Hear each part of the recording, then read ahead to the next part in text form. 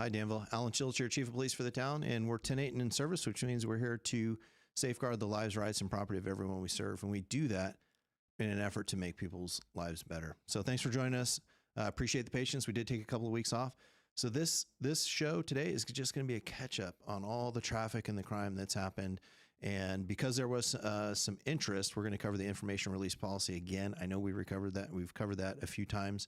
But I anticipate there might be a few new users or listeners to this podcast this week based on recent events, and I just want to cover that. There was some pretty interesting things that we'll get to, but let's look at our evergreen stuff. We do want you to download the FEMA All Hazards Checklist. This is very important. This is how you prepare for those events that are very low frequency but carry a great deal of risk. We're covering wildfire right now. We really want you to be prepared for that. We also want you to go to the Contra Costa County Office of the Sheriff website. There you can sign up for Community Warning System. We also want you to sign up for our NICSL alerts and the wildfire, download the Wildfire Preparedness and Evacuation Guide, which has things like how to have a plan and prepare you and your family should a disaster happen. So NICSL, why would we want to sign up for NICSL? Well, if you were around last weekend, we closed Crow Canyon and Communitas Sahara due to a pursuit and a crash that had occurred. That intersection was closed for somewhere in the neighborhood of about 10 hours. And so that was how we pushed information out. And how we push information out is when the incident happened that closed it, we didn't wake everybody up at 2 a.m. And I think we did a little hand check kind of poll on the show, I don't know, maybe 2 or 3 months ago on this. Our practice is typically to wait if there's a road closure. And what we do is we wait till usually about the 6 o'clock hour. So when we know that the heavy commute is going to start to happen, that way we're not waking people up at 2 a.m. to tell them something that's really not going to affect them. Now, if it was NICSL and there's a hillside on fire, that blast of information, the community warning system alerts through the sheriff's office, all of that is going to come out as it's happening so that you've got information directing you what to do. So go ahead and sign up for both of those. Kind of starting a little early with this one, but we did finish our Citizens Academy. That was great. Come fall, so August, September, we're going to be starting another one, and it's going to be good. I think next week or the week after, or actually next week, we've got our Sheriff's Youth Academy for women, and so that's high school age women, and it is a great academy. I know they've already made their selections, and they've got a lot of kids going to it. This is the second year they're doing it. They're doing it up at the Sheriff's office, and it is a week long, and it is fantastic. We've got something similar down here in the town. I think ours is in a couple of weeks. And then we've also got a youth academy as well for the middle schoolers. That's just one day, and it's a little bit watered down. So be looking for those. All right, we're going to cover the blotter. So communitycrimemap.com. It does look like it's back up and running, so you can jump in and get this information yourself. You can log into the website. You can look at where crime is happening. You can also get sexual offender registry information as well. So for May 8, and what I'm going to do, just so it's for some continuity, usually I cover 1 week of traffic and 1 week of crime. What I'm going to do is I'm going to go through 4 weeks of traffic, and then I'll go through the 4 weeks of crime, and then we'll cover the information policy. So let's go through the traffic, and this should be pretty quick. May 8th through the 14th, we did have quite a bit of traffic, a little more than average. We had 2 hit and run collisions. Those are both parking lot style hit and runs. We had 2 property only collisions and 1 injury collision. So on the 8th, we had a non-injury hit and run, and that was at Railroad and San Ramon Valley Boulevard. On the 10th, we had another non-injury hit and run on the 200 block of Harts. So down, those are both downtown. On the 10th, we also had a non-injury collision at Centerway and Crow Canyon Road. That's the green marker off to the east over by Safeway. And then we had an injury collision on Communitas Sahara and Crow Canyon Road. That's the yellow one. And it's doubled up because it's very close to the hit and run collision. But on the 12th, we had a non-injury hit and run collision on Harts and Diablo Road. It looks like there's only 4 markers on the screen, but there's actually 5. 15th through the 21st, we had only 1 collision. It was a non-injury collision on San Ramon Valley Boulevard and Sycamore. On the 22nd through the 28th, we had 4 total, 2 injury, 1 property, and 1 hit and run. The first injury collision, both injury collisions were kind of in that downtown corridor that we talk about. The injury collision was on West El Pintado and Diablo Road. The 25th, we had a non-injury collision on the 11,000 block of Crow Canyon Road. And on the 25th, we had an injury collision on the 600 block of San Ramon Valley Boulevard. On the 28th, we had a non-injury hit and run out on Lily Court. So that's way out to the east there, almost outside of our jurisdiction there. The 29th through the 4th, so this is last week, we had 1 injury collision, 2 property collisions, and a hit and run. The non-injury hit and run collision was on the 100 block of Diablo, that's downtown. The June 2nd, we had 2 collisions, both non-injury, one on the 400 block of Ceremony Valley Boulevard, one on Diablo Road and Front Street. The 3rd, that was actually that pursuit, the collision that was at the tail end of the pursuit, and that was the injury collision. It's actually on Crow Canyon Road in Camino Sahara. I know the marker is Diablo and Green Valley. That's where the pursuit was initiated, but the collision itself actually took place on Camino Sahara there. All right, so that's traffic. Look forward to next week, because what we're going to do is I'm going to actually cover it, and I'm going to show you our citation rate and that we are ratcheting up enforcement. You've seen me do it in the past where I'll show you a map and it'll have all the pins on where we're doing enforcement. I think it's a good time to do it because you'll see that we have those injury collisions downtown. We've got some on Camino Sahara, and you can kind of see where we're doing enforcement and how those will overlay well. It shows that we take a data-driven approach to traffic enforcement, and we try to work during those times, times of day, times of the week, and then for those areas and for the violations that are causing the collisions. And so that's what we'll show you next week. And we are deploying our small radar signs. We're not having good luck with them on Camino Sahara. I know I've given updates on that in the past, but those are the smaller signs that you see them around town. They're the ones that say your speed is. We've deployed them in the feeder streets, but Camino Sahara, there's just too much of a volume, and we only get like 2 or 3 days out of them. And if we're going to put those out, we want to get a week or 2. So we are working on another solution that we can get some more out on Camino Sahara. So look forward to that. All right. As always, I do check the chats, and I'm actually checking both.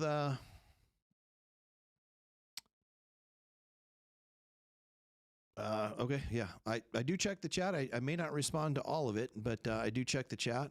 And if there is a question that you'd like me to respond to, I'm more than happy to respond to those questions. If it's something I can get to live during the show, I'll get to it. If it's not, then I'll work my hardest to get to it in the chat later, so you will get an answer to your question. All right, let's cover crime. Let's see what crime looked like. All right, so this is the kind of the teaser of the title, that there was no crime for the week. If you remember, what we do is we report on Part 1 crimes, because that's what we report up to the FBI as part of the Uniform Crime Report, and that is homicide, rape, robbery, aggravated assault, and we'll talk about one of those later that occurred a couple weeks ago. Burglary, that's breaking into a residence or a business with the intent to commit a theft or any felony. Any theft, that's candy bars up to $80,000 medical devices, and then the theft of any vehicle. So we had none of those, but that didn't mean that there was necessarily no crime. It just means that all of the crime that we did have was a lot less. So if you look at it, May 8th, we had a harassing phone call, a misdemeanor vandalism, and a misdemeanor battery. That's kind of your pushing and shoving match. That's where no one gets knocked out. No sutures are needed, anything like that. On the 9th, we had a felony vandalism. That's a vandalism that reaches a threshold on a dollar amount that makes it a felony. On the 11th, it was 2 misdemeanor batteries. On the 12th, there was a child abuse, a child custody restraining order violation, separate crimes. And on the 14th, there was a driving under the influence arrest. So you can see, even though we may report out no crime, if you go to communitycrimemaps.com, you'll still see there's going to be marks on there. If you go to the blotter on the Chief's page, you'll still see that there is activity in town. It just doesn't meet the threshold for what we report up to the FBI on. All right, so let's look at the following weeks here.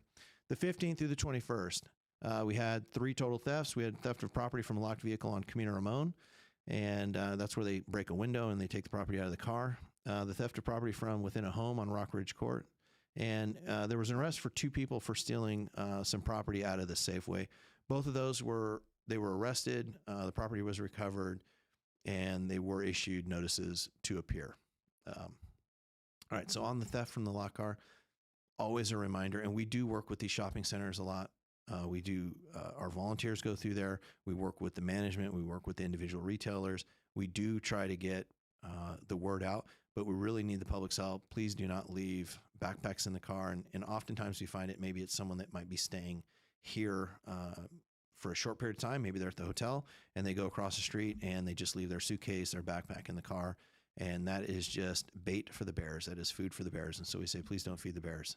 Let's not put that in plain sight. If you ever see me, in fact, you'll see me after the show. I'm going to be cruising through Lunardi's. I will have my backpack on because there's no way I can explain to the town council how the chief of police had his iPad stolen because he left it in the car. I don't know if I could ever live that one down. So please, do what you can to keep your property out of sight. If you have to keep it in your car, don't wait till you're at your destination. Maybe pull over a few blocks away, get out, put your backpack, your purse, your suitcase, put it in the trunk, then go to the location and put it there. That's something that we see at the dog park all the time. We'll see people, they'll leave their backpack, their purse, whatever it is, they'll just leave it and they'll try to cover it up with something. If someone is watching that parking lot and they're actually looking at you and they see you lean over with something and tuck it under the seat or reach underneath your seat, the assumption is if it's important enough for you to hide, it's valuable enough for them to steal. So please don't give in to the bait. Please pass that along. All right, so let's look at the next week here. So May 22nd through the 28th, we had a total of, this is where we had the aggravated assault. So I'll go into a little bit of detail on that. We did have a burglary. So that was where they went into a building, and we had one theft. The burglary was theft of property from a closed business. This was on the 3400 block of Fostoria, so way down there on the south end of town. On the 26th, we had another shoplifting from Safeway. Unfortunately, on this one, we did not catch them in time. And then on the 27th, this is where we had the assault with a deadly weapon. This was a knife, and this was a road rage incident that occurred on the 400 block of Front Street between a cyclist and a motorist. The suspect was arrested, and we did book him in the Martinez jail. Now, in cases like that, we do forward those to the DA's office for review. And this was it was a road rage incident that just went a little too far. What I'd like to do is say that we do offer we offer it to faith institutions here in town. We offer it to schools, usually employees, not the students. And then any community group. If you want us to come out, we will give a presentation. It takes anywhere from 30 minutes to an hour, but we give it on active threat and what to do. And it's modeled after run, hide, fight. And we also call it avoid, deny, defend, because we think avoid lends itself to a little more preparation and also what we can do as individuals to avoid these kind of confrontations. And we talked about it during the incident from Fostoria. If people had a mindset to avoid conflict and confrontation, I know we get in the middle of it sometimes and our emotions take over, but if we were in the avoid, deny, defend mindset, at least one of us, then these conflicts, they just don't happen. So that's my pitch for that. So if you want us to come out, we're more than happy to come out. I've given that presentation to 6 people in a living room in a small court, and I've given it to 200 to 300 people in an auditorium. So it's open for whoever would like to do it. We're more than happy to come out and do that. All right, so we'll get into last week now for crime. I'm sorry I didn't do the totals on the side there on this one, but we did have a theft of merchandise from Bevmo. So a lot of shoplifting is what we're seeing lately. Theft of merchandise from Lucky's, and then a wallet was stolen from a customer's purse while shopping at Costco. There's a good reminder there. This is something that we do see quite often. We see wallets being stolen from inside purses. We see it from when they're left in the carts, and we even see it where the purse is put in the cart as someone's loading groceries into the car. And then when they go to put the victim goes to put the car back, here comes the suspect in to reach into the car, take the purse, and off they go. That is something that we see. We know those opportunistic thieves are out there, so we're asking people, please be on the lookout for that. And honestly, if you can, my go-to is I just have my wallet on the back of I know this isn't one of my detectives upstairs. She tells me you can't tell a lady not to bring a purse. I get it, but if you're going to take a purse, really take precautions. In fact, what I'll do is I'm going to write a note. We'll show that video again from Costco from 3 or 4 months ago. This lady actually did a good job as a victim. She had the purse and she had it under her arm, and the person was still able to get in there and get that wallet out of there. So these thieves are opportunistic. They're skilled. They're very good. This is their job. They're good at what they do. So if we work together, we can solve a higher rate of these crimes. That's what we do. And you all can work towards preventing them. And the last thing on the log is the pursuit of the vehicle for running the red light, and that was on June 3rd. All right, so we're going to talk about the pursuit just real quick. There is no new information to release, and I'm going to cover that in the information release policy, but I did want to highlight it here. So on June 3rd, 2023, at 102, we did have a vehicle that ran a red light. The driver then used their vehicle to flee eastbound on Diablo towards Blackhawk.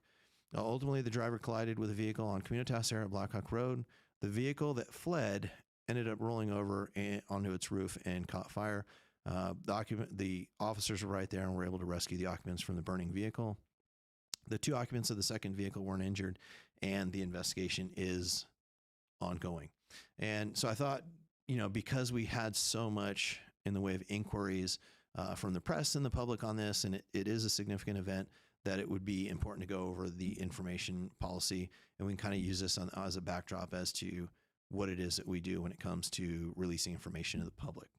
All right, so information to the public. Why do we release any information? Well, it's the initial assumption is it is your information to begin with as the public. So it helps us to conduct our activities in an atmosphere of openness. And what we're limited to is there are legal constraints. There is the need to preserve evidence and the integrity of the investigation and make sure that there is no interference in that investigation. Because if there are any victims in any case that we investigate, that's who we're working on behalf of. And if we do something by releasing bad information or kind of giving a play-by-play that harms that investigation or prejudices a potential jury, that is shame on us, because we're now not doing right by the victims that we're sworn to protect and serve. And then we have to protect the constitutional and statutory rights of any person, and that includes victims in cases as well. All right, so these are kind of the 3 stages that you would generally see in an information release. You'll see the initial report, and this is what happened. If there's a call to action, a community warning, this is where you'll see it there. If there's during the investigation, this is where we kind of go radio silent. It's very resource intensive. This is where we do work with other agencies, and this is you really have to view it from the point that we are working on behalf of the victim of the case, and this is what we're there for. We are there to work together with them and do the things, kind of be that tip of the spear. Public safety is all of our responsibility, but it is our job as law enforcement to take on that responsibility full time. And so we do take that very serious. And usually during this time, that middle part, while we're investigating it, we're not putting too much information. We're usually not putting any information out. Now, when the case is complete, if there's a public request for it, upon request, we'll release information. And usually what you're going to see is that the case is closed, what the status of the case is, if it's been forwarded to the DA, and what the results were. Was a case filed? Was there anyone in custody? What their status is? But what you won't see, and I know this is what a lot of people want to see, because I think when we watch like 48 Hours or a Discovery Channel special, we get to see the play-by-play, and it's kind of tried out in that public. And that's not what we do as police. What we understand is our role is working on behalf of the victim, investigate the case, and then we pass it to the DA's office. And if they choose to file, then the venue to play out that cause is actually in court. And what we don't want to do is we don't want to be seen as prejudicing potential jury members and things like that. All right, so when we put something out on social media, what might that actually look like? So a lot of times we craft a message and we're trying to get information out there. Sometimes it may include a call to action. We will have the facts of the event, the basics. Hey, someone broke into a house at this location and they fled on foot. And if we have a call to action, it's, hey, help us find this person. This is what they look like. This is where they were last seen. We might also put a public safety message out there that says, hey, stay in your homes if you're in this area. And then a policy statement. And that the policy statement is typically why it is the police are acting in the way that they are. And we will usually let you know what the constraints are and why we're doing some of the things that we're doing. So hopefully that it makes a little bit of sense.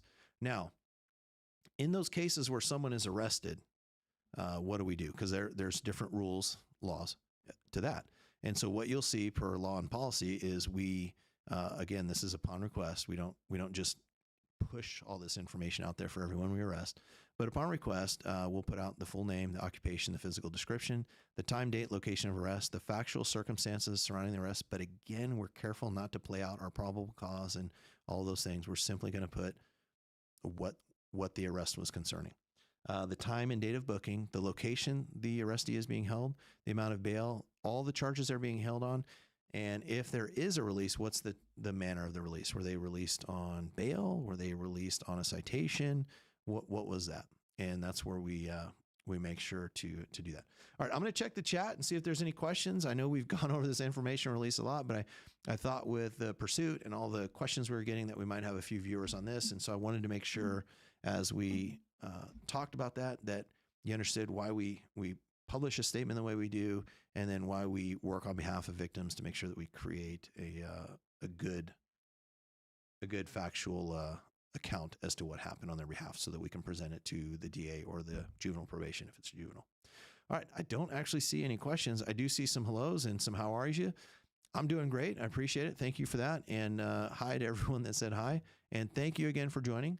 And if you can do me a favor, let your friends know that this happens. Either have them watch live so they can ask questions, or just shoot them a text message with a link to the show, and encourage them to watch and engage and join in.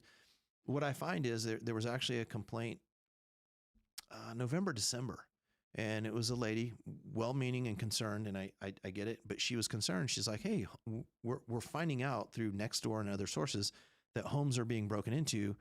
Why aren't you telling us this? You know, you're the chief of police. Why aren't you telling us this? And why aren't you giving us tips on how to be prepared? And so I actually sent her, I just Googled town of Danville Police Department burglary, and I got like 5 or 6 different podcasts where we were talking about burglaries, burglary prevention, how to avoid being a burglary, CPTED, the crime prevention through environmental design. And then I sent her a link to our latest, there's that flyer that goes out, that Live Locally, the quarterly newsletter that we put out. And we've always got police tips in there. We post stuff on social media.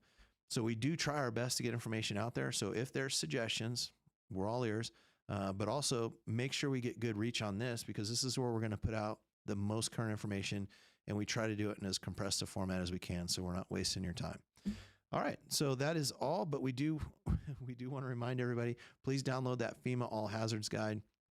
This is how you're going to stay prepared in case of an emergency. And then also how do you get notified is you want to go to the sheriff's website, community warning system, and then also go to the wildfire preparedness guide and make sure that you download that.